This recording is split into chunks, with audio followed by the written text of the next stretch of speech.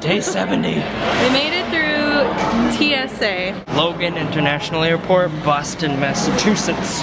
And we left the house earlier. We were actually at the house for a really long time. But we were really busy because we were packing and saying goodbyes, and there were tears. Not from me. Missy cried and it like broke my heart to see her crying. But I told her we'd be back as soon as we can, which I really hope so.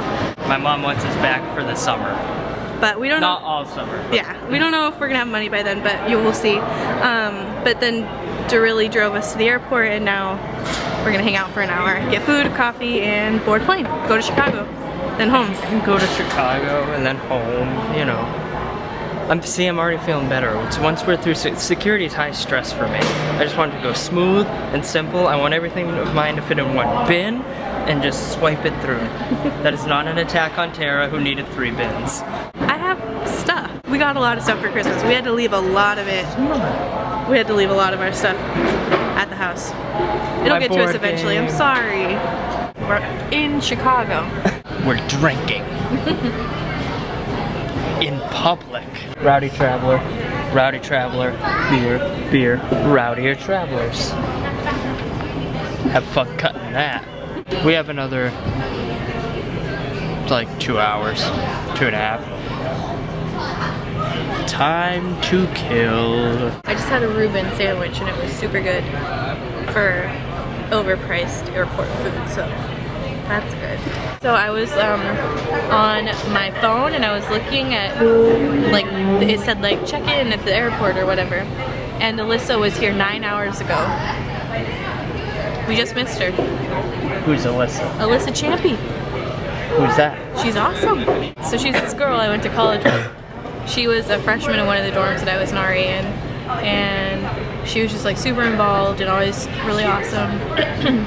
I'd run into her like in the entryway to the dorms all the time, and it was like this thing where we would say hello. So she rocks. I miss her. Also, people are staring. Are they? I got a weird look by some girl as I was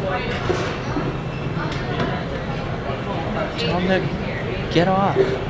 Get off! What we're doing now is what we do at the end of every trip. Write down our memories in Tara's journal of memories.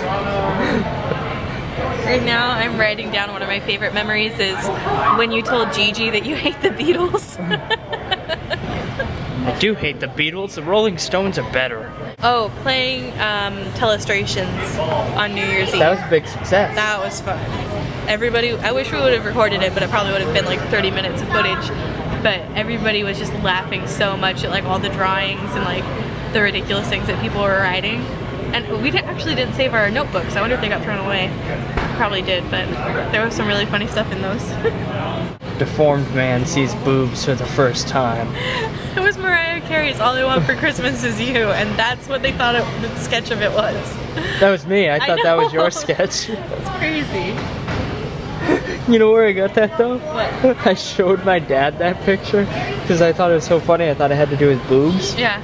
And he's like, why is that guy deformed? And I was like, oh, deformed guy sees boobs for the first time. Well, I figured Mariah Carey's like distinguishing feature would be big hair and boobs. I had no clue who that was.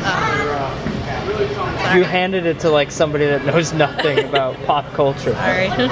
Sometimes I think I was just chiseled out of an iceberg with my ineptitude and technology and pop culture. Chicago, Chicago, there's always Chicago. Also watching It's a Wonderful Life for the first time with your mom. I loved doing that. I watched it with you. You fell asleep. I literally fell asleep as soon as you put it on. So it was really me and your mom watching the movie together, and I enjoyed it. And then I went to bed halfway through. I slept on the couch halfway.